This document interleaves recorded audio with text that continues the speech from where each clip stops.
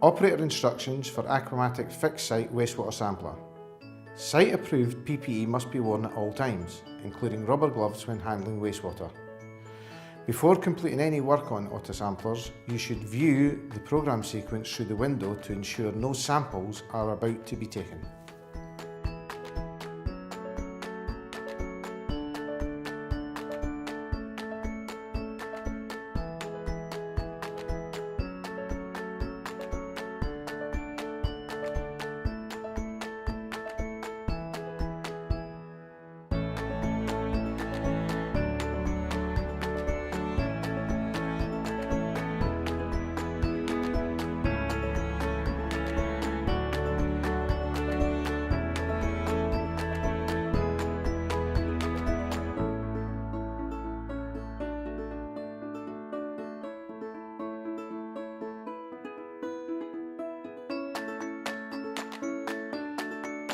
There is a label to the left-hand side of the sampler module when you open the door, which gives you all the basic settings and key functions as a point of reference. But if in doubt, please refer to the manual. Simply remove the intake hose, unclip the top chamber assembly clamp and remove the assembly in total. This can be split for cleaning. It takes a little bit of force, however it's all plastic and not easily damaged. We can then see that the assembly is completely free of electrical connections and can be washed with hot soapy water. Then it can be reassembled, taking care of the O-ring and pushing the chamber top flush. Feed the tube into the container zone and return the hose. Always remember to replace the pipe into the bottler dome assembly to ensure you don't get any wastewater spilling over the fridge assembly. This is the simple maintenance requirements on an Aquamatic Aquacell sampler.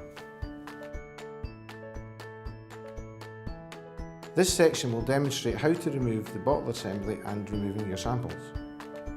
There's a pull-out tray which allows the whole assembly to be pulled forward. This allows the bottler dome to be removed, and you can see the bottler dome is best placed in the fridge cabinet.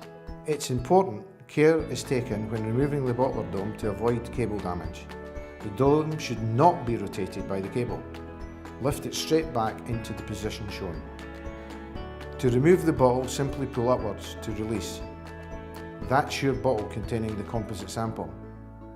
To put it back, just use the reverse of that operation, pushing the assembly back into the refrigeration unit.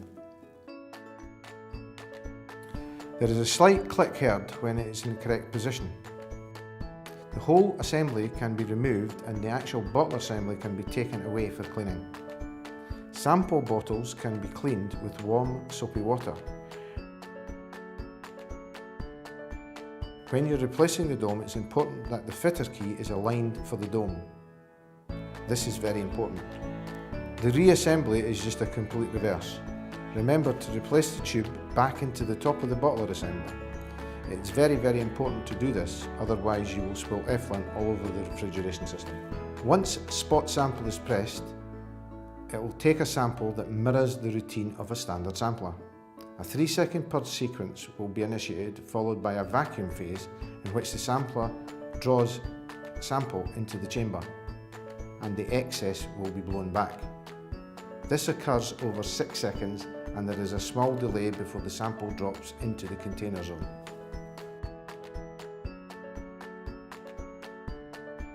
Isolate the incoming supply to the sampler using the test mode function entered by pressing the stop button for 10 seconds. Total samples taken will be displayed. Press the star button 3 times. Test supply will then be displayed. Press the tick button and the battery voltage will be displayed. This should be greater than 12.3 volts. To exit, press Set Program button. The module has a number of key buttons on the front of the panel as indicated here. As you can see, there is a spot sample button, a stop button and a further 3 which are View button, which views the program operation that is running. This does not affect the operation of the sampler at any time and allows viewing of parameters. The Program button is used to set the program and the Run button is used to initiate the program that has been saved. Under normal circumstances, the operator would only be either stopping or starting the program. So you would be using the two buttons on the far right hand side, which are the stop button and the run program button. To download the sampler using PuTTY on Windows 7 PC, connect using the USB cable provided. Check that the driver is loaded correctly. You will find this in the control panel under Device Manager called USB Serial Port in the COM port section. Make a note of the COM port number shown, i.e. COM port 5 or 7. Start PuTTY. In the left-hand category window, select Serial. Set the parameters as follows. Serial line, the COM port number that you've found on your PC. Speed, 19200. Data bits 8. Stop bits 1. Polarity none. Flow control none. Select all sessions output and then the name and location of the log file. This should be selected using the Browse button in the centre of the screen.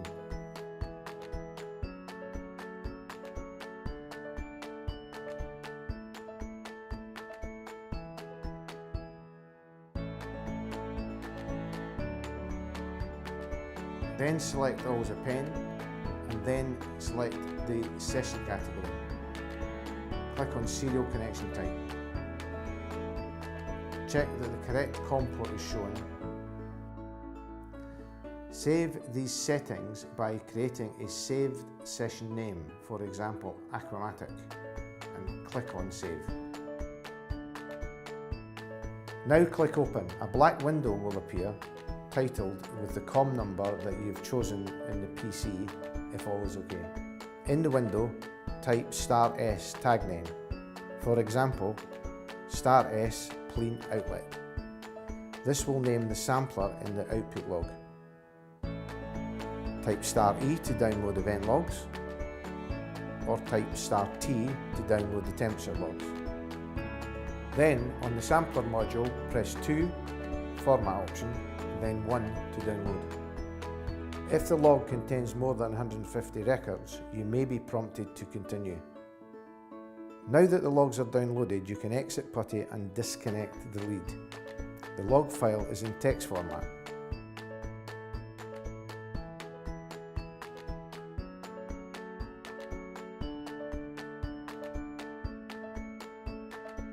It's most easily read by opening in Excel, using the default settings to import the file so that each event ends in a new line.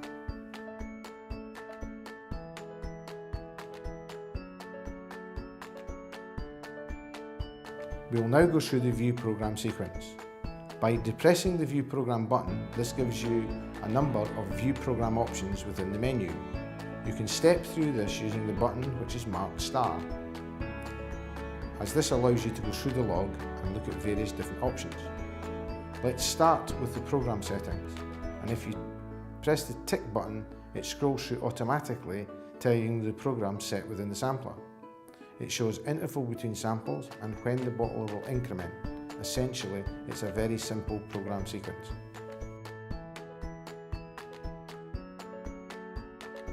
Now we can see how the sampler has been performing in shots progress, which allows you to see how many samples have been attempted and how many samples have been completed.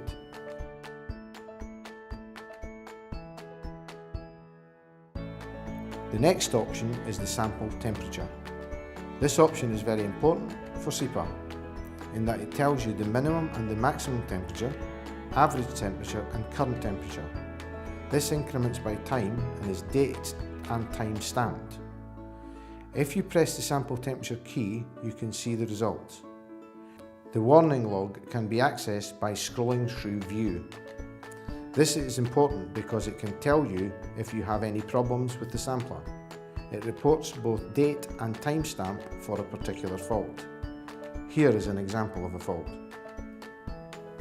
The sampler warning log option can be viewed in the same way. This documents every event that has taken place during a particular program sequence. This is particularly important for repair and maintenance. Now we move over to system settings. The same buttons are used, predominantly the start button and the tick button. We're going to start with system settings, press the tick button and begin to scroll through the sequence. Language, the default is English. Date and time, this should be set to the current date and time.